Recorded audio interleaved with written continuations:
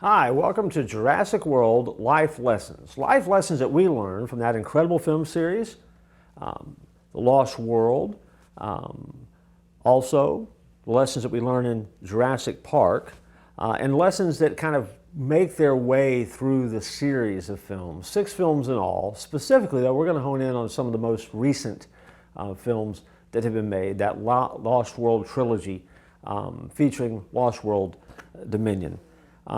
If you've seen it, or you've seen any of the films, the Jurassic World films follow a character by the name of Claire, who is a park operations manager, and Owen, an animal behaviorist. And besides confronting challenges that are taking place in a theme park that's gone horribly south, they also then carry with them the responsibility of trying to clean up the mess that was created in the aftermath of Jurassic World. And so, they teach us some life lessons. Lessons that just aren't applicable to dinosaurs. Lessons that some of us need to learn about life and the bigness of this universe that God has placed us in. The first life lesson that I want to talk to you about in this series is this. Humanity should remember our place. And we need to be wise with the power that we get. I'll say that again. Humanity should remember our place, and we need to be wise with the power that we get and how we use it. That is a reoccurring theme in all of the Jurassic Park Lost World films. Back in 2015, when Jurassic World came out, scientists were developing the next attraction that would keep getting visitors back to the park. And genetically modified DNA was being used over and over again in this fictional world, and there was nothing that they couldn't do. They just kept creating and creating and creating. At one point, the experiments, the work they were doing got out of control. Dr. Henry Wu reassured Masrani in Jurassic World that these weren't monsters they were creating. He made this statement: "Monster is a relative term. To a canary, a cat is a monster. We're just used to being the cat." Now, there's a whole lot wrapped into that kind of philosophy, but that also is that philosophy that gives you that hint that they have now lost control over what's going on. That control was brought back into account by the Ian Malcolm character, Jeff Goldblum.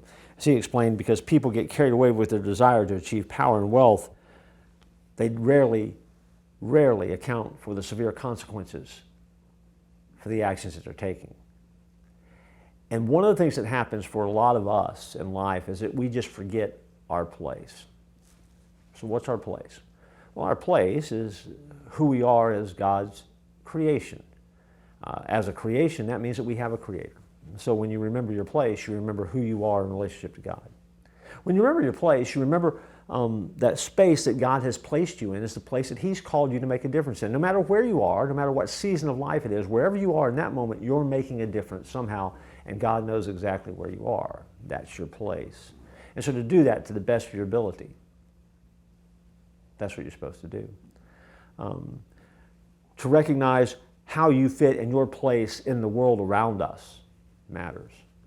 And so when you think about the place that you have in the world around us, you relate to people on a regular basis. You're not better than they are. You're not called to hurt them. You're not called to defeat them. You're called to love them and to make them better. And if you will pour your life into others and make them better, then they will in turn make you better, and you will continue to make them better. And then what's happening is the world around you is constantly changing. That happens when you effectively remember your place.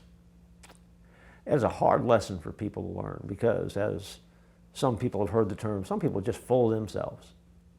I don't want you to be full of yourself. I want you to be full of who Jesus has created you to be. I want you to be living and full of the Holy Spirit as He works in your life, but I also want you to be that kind of person that makes a difference in the world. And you can't do that until you become a person who is at peace with their place. Has nothing to do with money, has nothing to do with social standing, has nothing to do with possessions, has nothing to do with the responsibilities that you have, but it's embracing the responsibilities that God has given you and where He has placed you to make the biggest difference.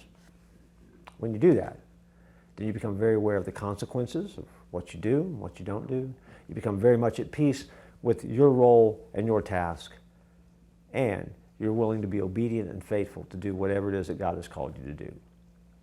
Those are life lessons that kind of jump out of that Jurassic World movie. And if they had learned them, there wouldn't have been 3 films. There'd only been 1. So I'm glad they didn't learn, but that was not real. This is real life we're talking about. Remember, you were not created to be extinct.